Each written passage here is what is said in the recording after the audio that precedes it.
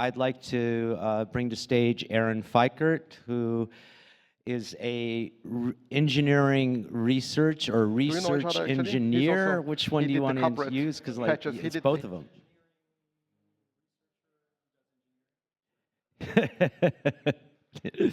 I got to know Aaron in the Monero community, and most recently he's shifting over to working with Alpen Labs on one of the layer 2 protocol research teams. Would that be a fair? Yeah, we're running research engineering for Alpen. So great, Aaron.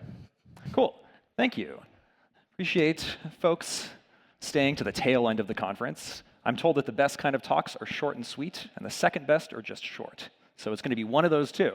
It'll be one of those two. We'll find out which. I'm going to start hitting buttons here.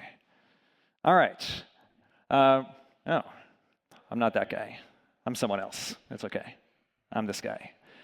So yes, as Michael mentioned, I'm the kind of newly minted research engineering lead at Alpen Labs. Previously, I was head of research at Cypher Stack, which is an applied cryptography research and development consultancy. A lot of the work that I have done focuses on protocol and implementation development and review for privacy-respecting systems, and that's mostly what we'll be talking about today. As always, this is not professional advice or anything. I hope you take something away from this talk, but don't take too much away from this talk. So as we all know, cryptography is used all over the place. For data security and integrity, to ensure that HTTPS connections ideally cannot be spoofed, or that you can use a phone over a wireless network without being monitored. For secure communications, such as sending messages to and from folks, either one-on-one or in a group setting. A third is verifiable computation. It's kind of a bit of a newer approach where we're interested in proving that some kind of algorithm was executed honestly by a device. And the one that's probably most relevant to this conference would be distributed digital assets like Bitcoin, Litecoin, Monero, Zcash, and the rest. All of these use different cryptographic designs in different ways and to different ends. And these designs often go very, very right. There's a reason that cryptography is so important these days. But we're going to focus today a little bit more on how these designs can go wrong in different ways. And we're going to do this by examining several case studies, mostly focusing on privacy-respecting digital assets, but not exclusively. So there's many different ways to think about the security of a complex system. Cryptographic systems are often very complex. They layer together different kinds of protocols. Their implementations, in turn, can often be very complex, as can be the ways in which they're used. There's different ways to look at how kind of the security and integrity of the entire system can be analyzed. So we'll think, at least for today's talk, about a fairly informal one that looks at kind of different levels of security in a system. And we'll go through each of these. The first is the protocol itself secure? The design at a fundamental formalized level secure? The second is a particular implementation of a given protocol secure? And finally, is the way that people use the implementation itself secure and safe? And interestingly, the answers to all three of these might not match. And I think, unfortunately, especially in this field, it's often assumed that they do, but they really don't. So first of all, let's talk about what we mean by a cryptographic protocol. So cryptographic protocol is a mathematically formalized design for how a cryptographic system works. Loads of examples from the simple to the very complex. You could think of things like how to sign and verify digital signatures. The formalization for digital signatures involves things like generating keys, signing messages or data, verifying signatures on signed messages or data. You might think about how two different parties who may be mutually untrusting can use a form of key exchange to send messages back and forth in order to agree on an encryption key that they can use to secure future messages, possibly in the presence of a passive or even active monitoring adversary. And the one that, again, is most relevant to this conference might be how to generate and verify transactions for a digital asset, which can often include many different steps: generating keys and addresses, receiving funds, generating transactions that transfer value, things like that. Now, the way that we actually formalize and show protocols to be cryptographically secure is a very vast and very subtle and very complex field of study and analysis. The way we typically do it is through idealized security models that kind of idealize the ways in which a user and an adversary might try to use the system in order to achieve different security goals. So we're not really going to go into how we formalize protocols. That's an entirely different talk. I actually gave one on a high level about this at the latest Monero conference, if anyone's interested in watching it. But to some extent, protocols aren't really real. You can hand someone the best formalized protocol with the best security proofs and say, here you go, communicate. Well, no. You need to somehow instantiate or implement this protocol in a way that folks can use it. So I wrote here that an implementation can be considered an expression of a protocol in code or a user-facing application. I say in code because that's the most common way we do it now. But to think back to Phil Zimmerman's talk earlier discussing, for example, wartime cryptography in years past, you might even consider this as being a mechanized design, like Enigma. That could be considered an implementation of the Enigma cipher. A more modern-day example, also mentioned in previous talks, might be considered the Signal protocol. It's a fairly common these days, but still fairly complex, protocol that's used for end-to-end secure messaging between different parties.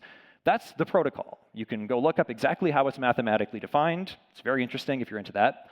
But there's not just one implementation of this protocol. There's several these days. The most commonly known one is the Signal application, which folks might have on their phones. As has been mentioned before, WhatsApp fairly recently decided to implement the Signal protocol in very particular ways for its one-to-one messaging. A third example might be Twitter, now called X, which allegedly uses it, but I'm told that it's not in a complete way. But these are different examples of implementations that are actually expressions of the Signal protocol in particular code bases and applications. But people need to use these implementations. So we need to consider precisely how the implementation of the protocol is used by users in the real world. So as I mentioned before, the way we analyze protocol design security is often subtle, and I mentioned the idea of a security model, which is kind of idealized use cases for how we expect users and adversaries to interact. But this is not always how the world works. If the world were idealized, many things would be better. You might consider things like, what if you're using a secure messaging application, but the messaging provider is forced to hand over your data to an adversary? What does that mean about the security of your communications? Is that accounted for in the protocol? Who knows? Or the digital asset example. What if a thief chooses to monitor your digital asset transactions on a public blockchain, tries to associate your wallet balance to your identity? Sounds unsafe. And it is possible, but it's often really, really challenging to try to account for real-world usage at the protocol level. Like, this is very, very hard to do. So let's look at a few examples. So we'll start out by looking at examples of kind of where protocols can go wrong. Then we'll look at examples where implementations can go wrong, and examples where use cases can go wrong. So let's consider a Telegram. So fairly controversial in the cryptographic community. It tends to have its own very bespoke approach to protocol design. And optionally, it can support forms of secure communication one-on-one between users. So part of the protocol, which is actually fairly common among encrypted messaging protocols, is to perform what's called a key exchange, where the two parties who wish to communicate, they need to agree on an encryption key to use for that particular message session. But ideally, because these messages are being passed to and from a server, in this case, Telegram servers, the server isn't supposed to be able to know what this key is, even though the parties are communicating through it. Fortunately, this is a well-solved problem. We know how to do it. It's called Diffie-Hellman key exchange. So the idea behind that is we have one person on the left communicating with one person on the right, and a server in the middle. We hope the server is honest and well-behaved, but it might not be. The two parties can exchange information back and forth through the server in such a way that both parties agree on the same encryption key at the end of the protocol, but the server in the middle doesn't learn what it is. Users can then check to ensure that that key is the same using a fingerprinting process. And what's cool about this is its security model implies that the server doesn't know what the key is. And interestingly, even if the server is attempting to monitor what's going on, it can't learn what the key is. And what's more, even if the server tries to manipulate the key exchange process, the two users can detect it at the end. It's a really cool approach. We've been doing it for a long time. Unfortunately, Telegram initially did not do this. Instead, what it did was it decided to modify the Diffie-Hellman process, and what it did was it threw extra data into the key exchange. Telegram later claimed that this was to protect against bad randomness on behalf of each of the two parties. You can choose whether or not this is the case, or maybe it was an oversight, perhaps it was malicious. It's really impossible to tell. But at any rate, they used a modified Diffie-Hellman key exchange. The protocol was not the way we normally do it. And it turns out that if this had been exploited, and I have no evidence either way to know if this is the case, it could have allowed an evil server to be able to secretly intercept and read all the messages between the users without them knowing. Effectively, the server would have been able to figure out the encryption key that the two parties had agreed on. That's bad. The server could effectively decrypt the messages, possibly even inject its own in a way that wouldn't otherwise have been detectable to the users. Fortunately, this design flaw was pointed out, and it was fixed by effectively removing this extra step and having a more standard form of Diffie-Hellman exchange. So the idea here is now the server, if it were to be malicious, could have effectively inserted different data between the two users, such that the two users would still agree on a key, and even if they were to compare their data, they would still show that it was the same key, but the server in the middle would have known the key as well. So it's possible that they could have compared some other information in order to detect this, but as far as we know, the Telegram client wouldn't have allowed them to do this. So an example of a protocol failure that was introduced, hopefully not exploited, by modifying a known protocol in an obviously insecure way. So let's look at an example from digital assets of a protocol issue. This one is from Monero, which folks may know, has a protocol that supports privacy-respecting transactions using kind of a variety of cryptographic techniques that are put together.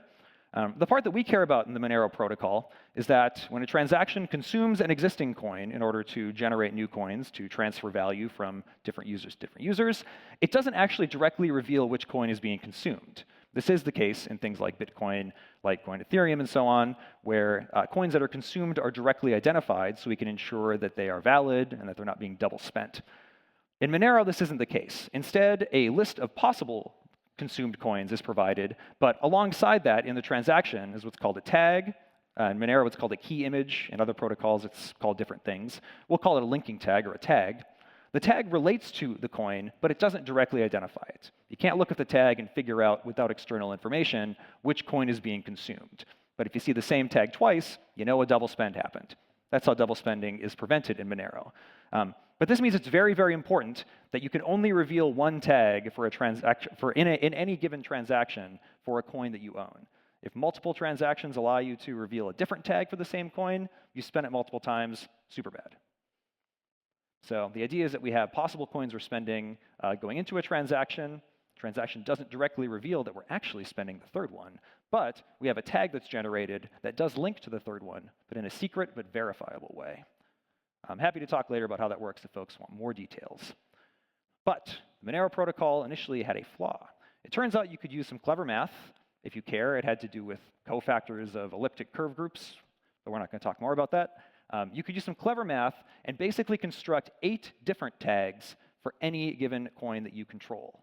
And they would appear to be valid. So in theory, you're not double spending, you could octo spend, which sounds cool when you say it out loud, but when you think about it more, you're like, oh, that's super bad. Fortunately, it was possible to determine if this was exploited, and in the case of Monero, it was definitively checked to not be exploited, and the fix was very simple. However, it was a problem in the protocol where the Monero protocol dictated a particular elliptic curve group, but didn't perform a specific check that was then later added to ensure that this couldn't happen. So let's look at an example now of where a protocol can be good, but an implementation can be flawed. So this example is for Firo, previously known as Zcoin. They've had some protocol issues in the past, but we're going to look at one specific one. So they have a protocol that supports several different transaction types, some of which are privacy respecting, others of which are not. One of those transaction types, called Atlantis, required that each transaction have a proof that all the consumed coins in the transaction exist and are unspent. You need to know that coins that you're spending are valid and that they have not been spent before. So the protocol specifically states that each of these proofs needs to mathematically bind to a particular location on the blockchain. So we need to know where on the chain we're looking when we're kind of pulling coins in as possible consumptions. And that point will change as new blocks get added. So we need to bind blockchain information into the mathematical proof. We know how to do this. The technique is subtle. It's called the Feickert transformation. And it basically means you throw a bunch of data into a hash function in a really, really clever way. Fortunately, the implementation did not do this. Rats. It turns out that doing this in the case of Firo was fairly computationally expensive. And so it chose not to do it, and it used a different form of the Feickert transformation. And unfortunately, while doing so is not always an invalid thing, in this case, it turns out an attacker was able to construct very careful pairs of transactions that were able to kind of do a time-traveling thing relating to this location in the blockchain and exploit this for effectively multiple spends. Fortunately, the implementation was later fixed by ensuring that these proofs did use the correct Fiat-Shamir transformation to bind this data into proofs, but unfortunately, it was known to be exploited. So the protocol in theory was fine.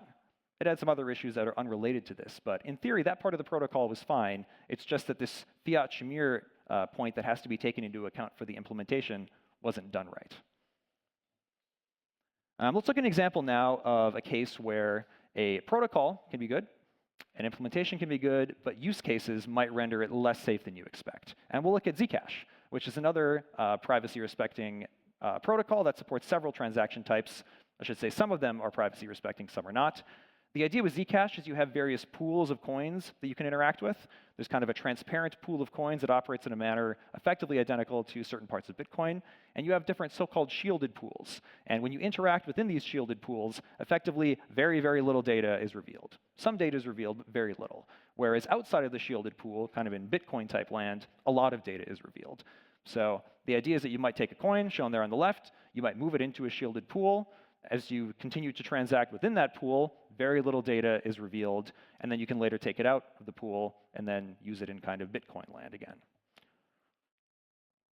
But kind of back in the day, and somewhat still true to this day, many exchanges and wallets and other services and implementations didn't really support the shielded pools for various reasons, having to do with possibly regulatory concerns, or initially there were some implementation issues that made this inefficient.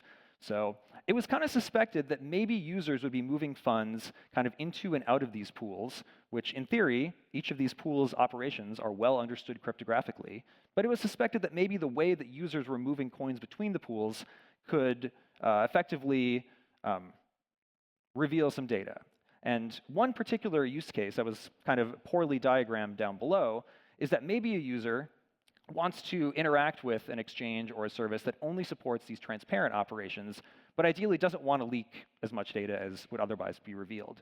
So what the user might do is move the coin into the shielded pool, perhaps wait a certain amount of time, then move it back out again, hoping that that would effectively reduce data leakage. But it turns out in doing this, you can use kind of temporal analysis as well as value-based analysis, because on the transparent side, you can see the value of different coins, and you know exactly when they appeared on the blockchain and when they were used on the blockchain just by looking at timestamps. So an analysis was done that showed that this, in fact, was very common statistically, and a very large percentage of otherwise shielded transactions did have their data statistically leaked. As far as I know, again, this was a while back that this happened. I don't think it's really known if this is still the case. I don't know of a similar analysis that's been done nowadays. But the Zcash protocols are well written. The implementations tend to be pretty good. But unfortunately, the use cases here ended up leaking some information. So the gist of this is, unfortunately, that this is just really hard to do. So if you want to design and provide privacy-respecting protocols to users, it's just hard. For starters, you need a protocol that is secure as designed. This is very, very challenging. Like I said, to actually design a secure protocol and show that it's secure, you need to define very specific algorithms, very good, ideally, real-world use cases that you can build into formalized security models, and then proofs, which are themselves very subtle and often complex, that the protocol as designed is secure under those security models. But not only that, we've also shown that that's not enough.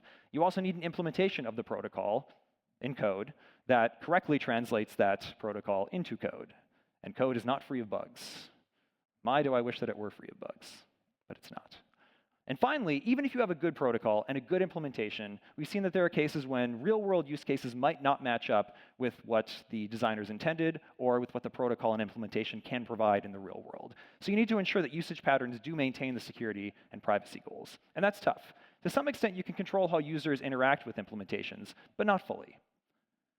So I think there's some really good lessons to take away from these examples, and there are many, many, many others. And to be clear, like this idea about protocol security, implementation security, and use case security is not limited to privacy-respecting applications. There are other cryptographic applications that aren't really intended to do anything with privacy that can have these issues as well. These are just some examples that I find interesting. But let's look at three maybe lessons or takeaways. The first is that protocols and implementations have to intersect. A protocol is, as we said, not really real. It needs to be translated into an implementation. And the point where you're trying to take a protocol and put it into an implementation is where a lot of the dragons live. So there be dragons. Analyzing protocol security and analyzing code security are two very different skill sets. And when those things get kind of translated from one into the other, it's often where problems can arise. So unfortunately, that's just something that's tough. The second one is that protocols and implementations, to some extent, kind of dictate and guide usage patterns. So that Zcash example was only really possible because the protocol and implementation allow users to perform those kind of pool transitions. And there's been a lot of work in the Zcash ecosystem to take the existing protocols but kind of improve the implementations to encourage and guide better usage patterns, which is great. But this can also happen for better or for worse. So you can design implementations of protocols in order to improve user security through better usage patterns. But conversely, if that's not done correctly, it may hinder users using things safely. And finally, unfortunately, complexity is both a necessity and it's the enemy here. So if you want to provide very strong security and very good security properties in a system, you're often going to have to design something with a fair amount of complexity. But unfortunately, with added complexity, you have added, I guess, kind of an added surface area for things to go wrong at the protocol level, the implementation level, and the use case level. So that's all I wanted to talk about here. I wanted to make sure that there was time for questions. Also, definitely talk to me afterwards if you want to go through, I guess, some more details on these examples. Otherwise, that's my email, too. We're done early. Thank you. Amazing. I promised a talk that was either short and sweet or short, and yes. Short and sweet. Questions for Aaron?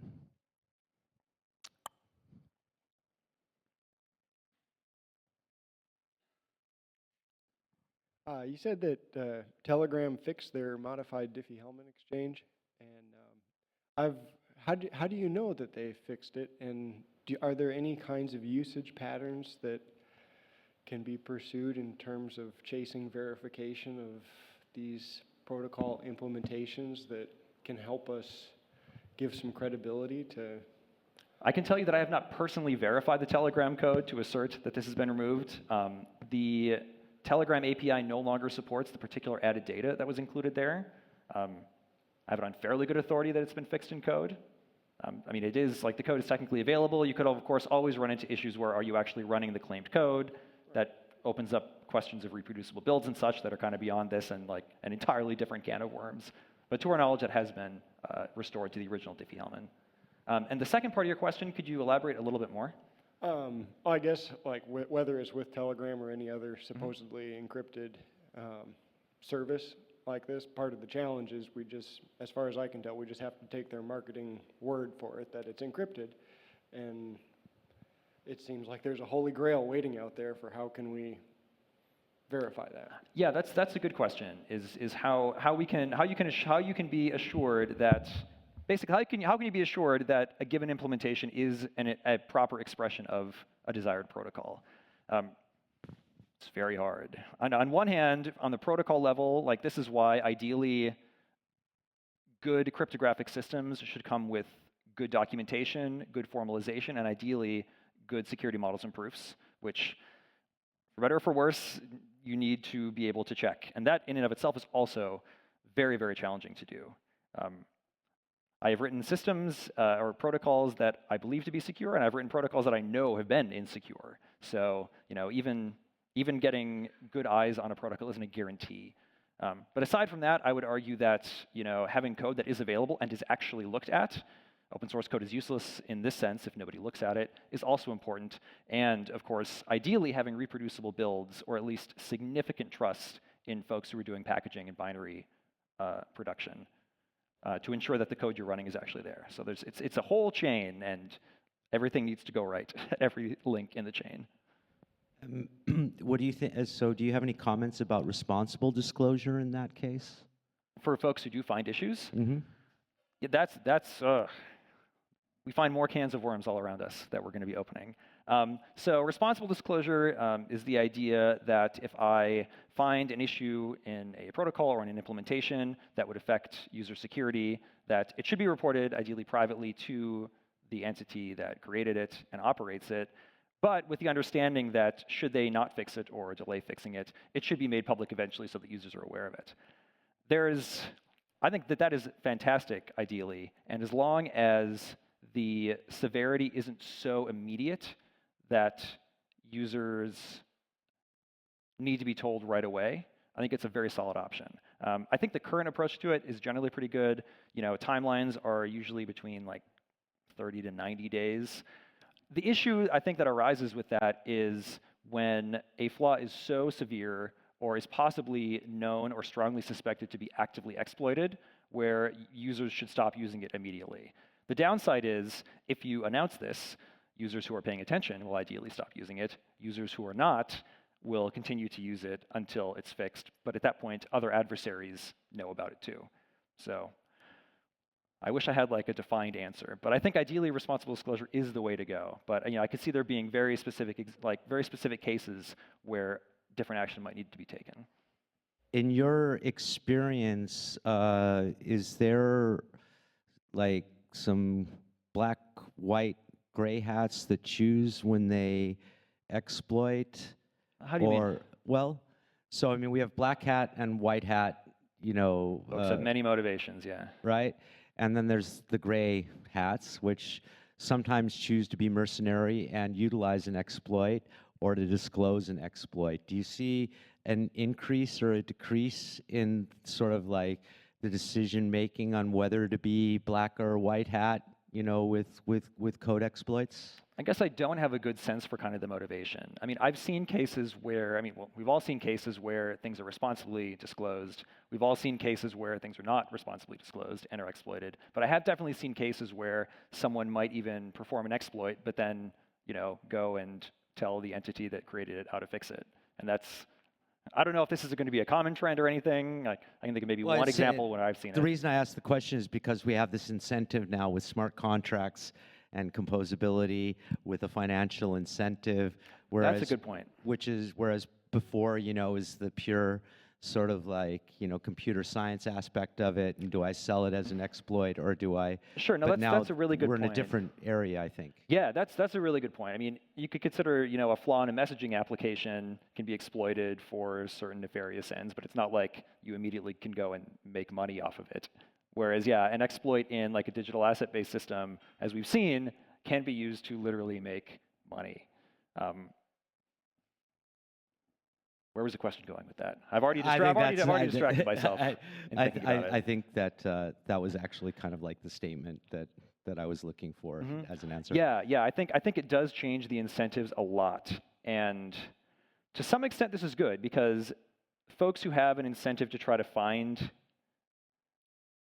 bugs and flaws that could be used literally to print money, that's a very strong incentive. But I think that's also a case where things like well-established bounty programs can be beneficial. Give folks an incentive to do the right thing.